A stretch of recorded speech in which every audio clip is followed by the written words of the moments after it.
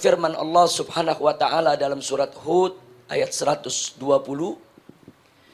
Wallahu subhanahu wa ta'ala qala li nabiyhi sayyidina Muhammadin sallallahu alaihi wasallam wa kullan naqussu 'alaika min amba'ir rusuli ma nuthabbitu bihi fu'adak wa ja'aka fi hadhihi al-haqqu wa mau'izatun wa dzikra lil mu'minin. Shadaqallahul azim.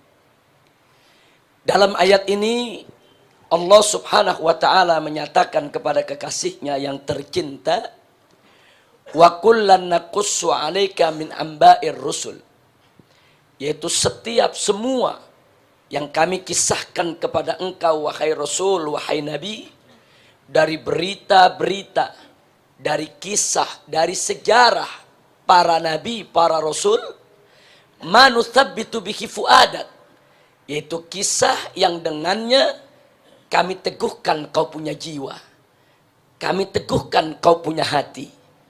Wa ja'aka fi hadhihi, dan dalam kisah-kisah seperti ini telah datang kepada engkau al-haqqu, itu bukti kebenaran Allah subhanahu wa ta'ala, wa mau'izatun, dan pelajaran, wa dzikra, dan peringatan lil mu'minin, untuk orang yang beriman.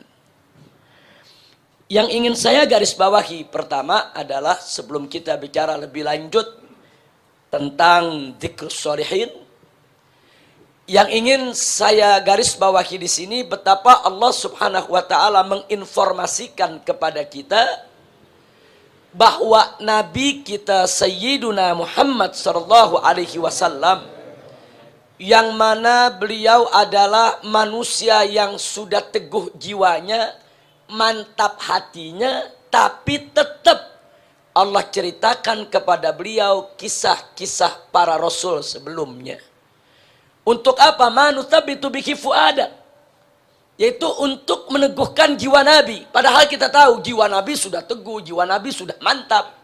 Tapi sungguh pun begitu, tetap Allah subhanahu wa ta'ala menginformasikan kepada kita bahwa seorang manusia pilihannya yang jiwanya sudah begitu teguh tetap membutuhkan cerita, kisah Rasul-Rasul sebelumnya.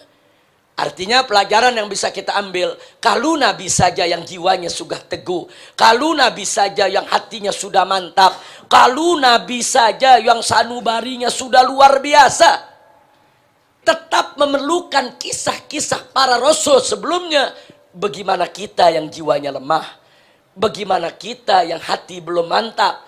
Bagaimana kita yang kita punya sanubari jauh-jauh daripada kemantapan? Tentu min babil aula jauh lebih membutuhkan cerita-cerita solehin yang ada sebelum kita dulu. Baik itu cerita para Rasul, para Nabi, cerita para aulia, para solehin. Untuk apa?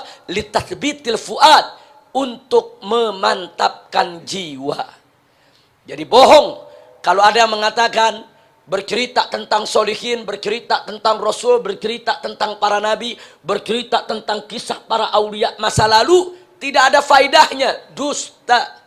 Faidahnya pasti ada, manfaatnya pasti besar. Setidak-tidaknya yang tadi Allah singgung di dalam ayat tadi, litathbitil fuad, untuk memantapkan jiwa.